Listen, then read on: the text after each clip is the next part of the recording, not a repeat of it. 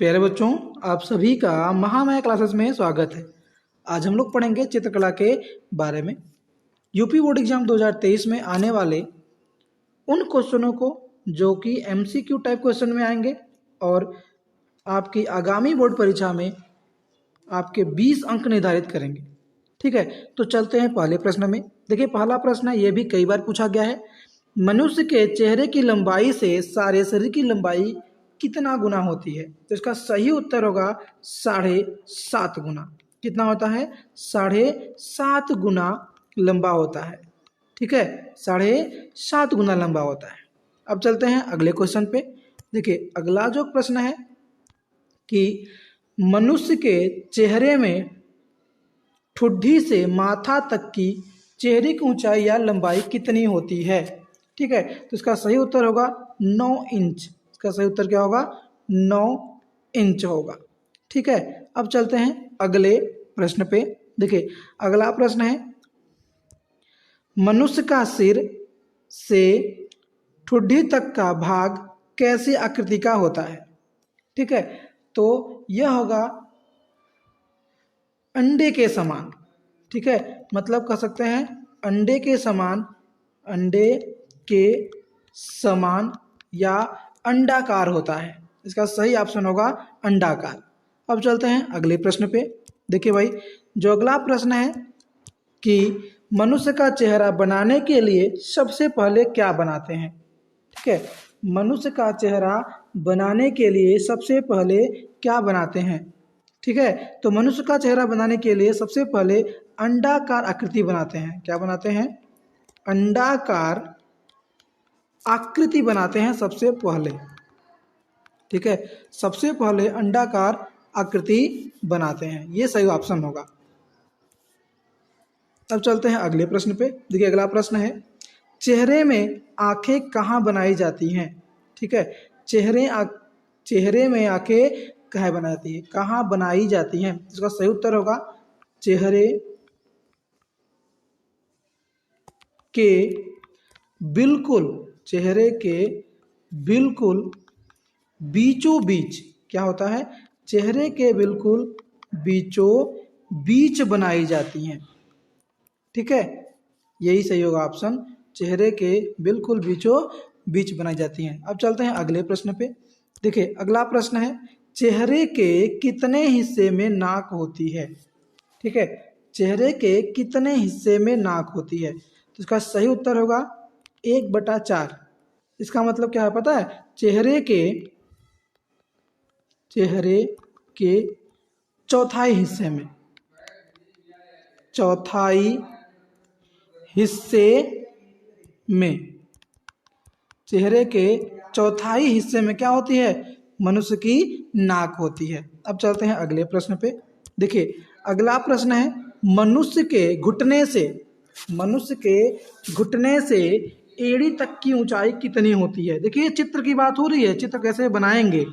ठीक है, तो इसमें दिया है मनुष्य के घुटने से एड़ी तक की ऊंचाई कितनी होती है? तो इसका उत्तर होगा 18, मतलब 18 इंच। क्या होगा? 18 इंच। यह देखिए, जो भी लंबाई आपको बताई जा रही है, ये सब एकदम फिक्स मान है और ये चित्र बनाते समय की है बातें। ठीक है, अब चलते हैं अगले प्रश्न पे। अगला प्रश्न है, मनुष्य के पैरों की लंबाई कितनी होती है? ठीक है, मनुष्य के पैरों की लंबाई कितनी होती है? तो यह होती है 10 इंच के आसपास। कितनी होती है? 10 इंच के आसपास। ये फिक्स मान है, या कह सकते हैं चेहरे से कुछ अधिक, या चेहरे से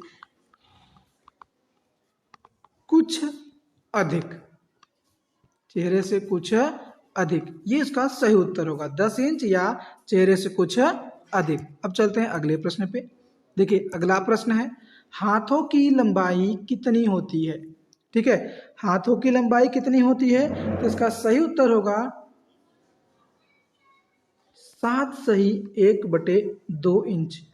ठीक है, 7/1/2 इंच ये होती है हाथों की लंबाई, या कह सकते हैं चेहरे से पौनी,